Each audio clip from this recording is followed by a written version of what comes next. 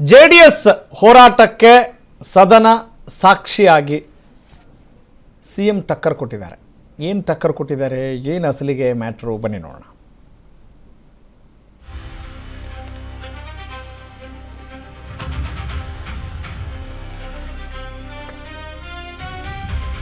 ಕುಮಾರಸ್ವಾಮಿ ಅವರೇ, ಬಿಡದಿ ಟೌನ್ಶಿಪ್ ಕನಸು ಕಂಡಿದ್ರು,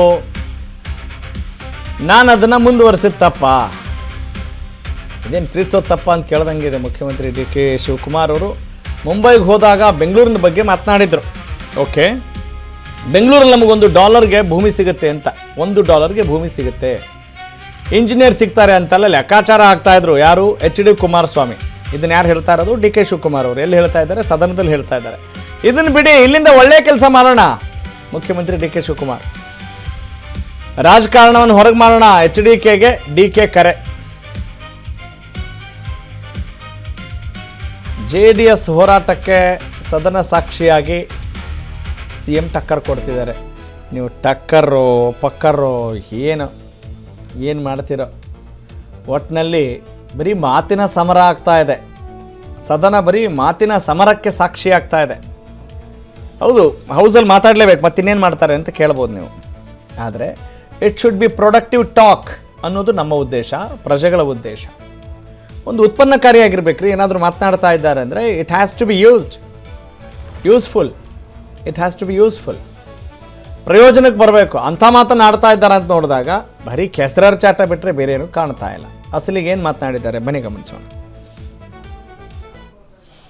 ಕುಮಾರಸ್ವಾಮಿ ಅವರು ಬಿಡದಿ ಮಾಡಬೇಕು, 5 ಟೌನ್ಶಿಪ್ ಮಾಡಬೇಕು ಅಂತ ಶುರು ಮಾಡಿದ್ರು. Why could not do it?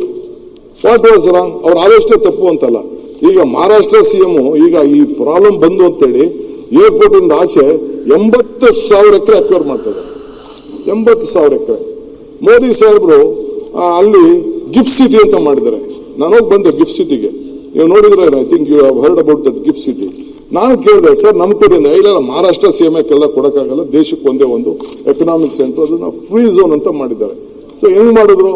ಈಗ ಇವರು ಆಂಧ್ರ CM ಒಂದು ಹೊಸದಾಗಿ ಒಂದು ಸಿಟಿ ಮಾಡ್ತಾ ಇದ್ದಾರೆ. ಹೆಂಗ್ ಮಾಡ್ತಾ ಇದ್ದಾರೆ? ಕ್ಯಾಪಿಟಲ್. ಅಲ್ಟಿಮೇಟ್ಲಿ ರೈತರು ಜಮೀನುಗಳನ್ನ ತೆಗೆದುಕೊಳ್ಳಿಲ್ಲ ಅಂದ್ರೆ, ಇವತ್ತು ಎಲೆಕ್ಟ್ರಾನಿಕ್ ಸಿಟಿ ಇರ್ಬೋದು, ನಮ್ಮ ಬೇರೆ ಇರ್ಬೋದು, ITPA ಜಾಗ ಇರ್ಬೋದು, ಇದೆಲ್ಲ ಯಾರ್ದು? ರೈತರದ ಜಮೀನು. ಈಗ ಪೆರಿಫೆರಲ್ ರಿಂಗ್ಗಳು ಅವತ್ತಿನ ಕಾಲದಲ್ಲಿ ಮಾಡಿದ್ರಲ್ಲ, ಬಿಸ್ನೆಸ್ ಕಾರ್ಡ್ ಅಂತ ಈಗ ಮಾಡಿದ್ರಲ್ಲ, ಅದು that is a big vision. I am not telling no. ಇವೆಲ್ಲ ಮಾಡಿದಂತ ಸಂದರ್ಭ ದೇವೇಗೌಡರು ಆಗ ಫ್ಲೈಓವರ್ ಮಾಡಿಸಿದ್ರು, ಏನ್ ತಪ್ಪು ಅಂತ ಹೇಳಕ್ಕಾಗ್ತದೆ? ಇವತ್ತು ನಾವು 106 ಎಕರೆ ಮಾಡಿದ್ದೀವಿ. ಅವತ್ತು ಅನಂತ್ ಕುಮಾರ್, SM ಕೃಷ್ಣ ಇಬ್ರು ಸೇರಿ ಬೆಂಗಳೂರಿಗೆ ಮೆಟ್ರೋ ತಂದ್ರು. It is their contribution. ಈಗ ನೈಸ್ ಅಷ್ಟೇ, ದೇವೇಗೌಡರು ಸೈನ್ ಮಾಡಿದ್ರು.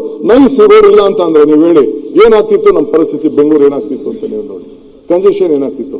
ಸೊ ಅದು ಬಿಡಿ, ಅವ್ರು ಲೋಪದೋಷ ಇದ್ದಾರೆ, ವಿಲ್ ಟೇಕ್ ಆಕ್ಷನ್. ಅದಕ್ಕೆ ಏನ್ ಬೇಕೋ ಮಾಡೋಣ, ಅದ್ರ ಡಿಫ್ರೆಂಟ್, ಆಮೇಲೆ ಸಪರೇಟ್ ಚರ್ಚೆ ಮಾಡೋಣ. ಇದು ಕುಮಾರಸ್ವಾಮಿ.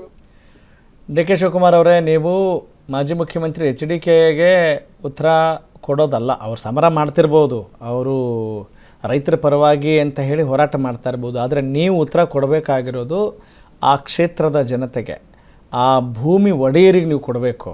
ಅಲ್ಲೆಲ್ಲವೂ ಸರಿ ಇದ್ದರೆ ನೀವು ಇದಕ್ಕೆಲ್ಲ ಯಾಕೆ ತಲೆ ಕೆಡಿಸ್ಕೊಳ್ತೀರಾ? ಹೋರಾಟ ಮಾಡ್ತಾರೋ, ಹಾರಾಟ ಮಾಡ್ತಾರೋ, ಕೂಗಾಟ ಮಾಡ್ತಾರೋ, ಚೀರಾಟ ಮಾಡ್ತಾಯಿರೋ, ನಿಮಗೆ ಗೊತ್ತಿದೆ ತಾನೇ ಇದು ಪಕ್ಕಾ ರಾಜಕಾರಣ ಅಂಥೇಳಿ. ಆದರೆ ನಿಜಕ್ಕೂ ಏನಕ್ಕೆ ಆಗಬೇಕು? ನೀವು ಮಾಡ್ತಾರೋ ಯೋಚನೆ ಸರಿಯಾಗಿದೆಯಾ ಇಲ್ವ ಅಂತ ಪರಾಮರ್ಶೆ ಮಾಡೋದು ಅಥವಾ ಸರ್ಟಿಫಿಕೇಟ್ ಕೊಡೋದು ಯಾರು? ಆ ಕ್ಷೇತ್ರದ ರೈತರು. ಅದನ್ನು ಗಮನದಲ್ಲಿ ಇಟ್ಕೊಳ್ಳಿ ಅಷ್ಟೇ. That's all.